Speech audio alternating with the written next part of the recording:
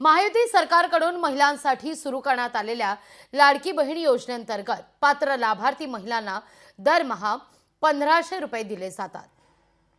मात्र काही योजनांचा लाभ घेणाऱ्या महिलांना पुढील महिन्यापासून फक्त 500 रुपये इतकाच हप्ता मिळणार आहे।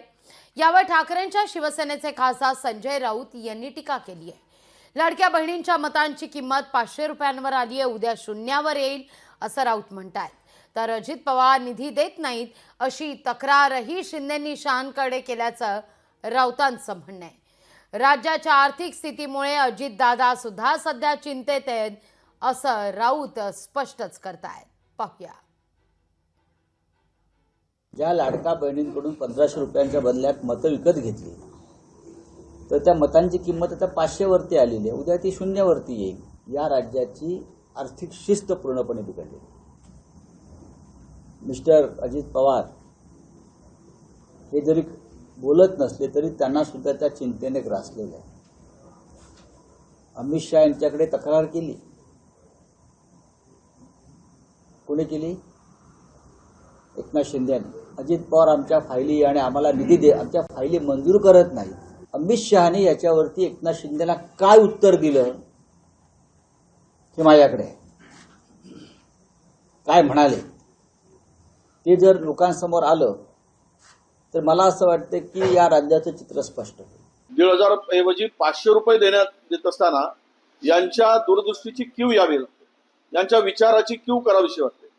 अरे ज्यांना निराधारांना जर 1,500 रुपये मिळत असतील सरकारकडून, राज्य आणि केंद्राकडून, तर तुम्हाला तिथेही खुपतं आणि दुखतं आणि त्यांना मात्र 500 रुपये देण्यासाठी तुम्ही वरून 500 रुपये देताय कारण 1000 रुपये सरकारकडून मिळतात म्हणून।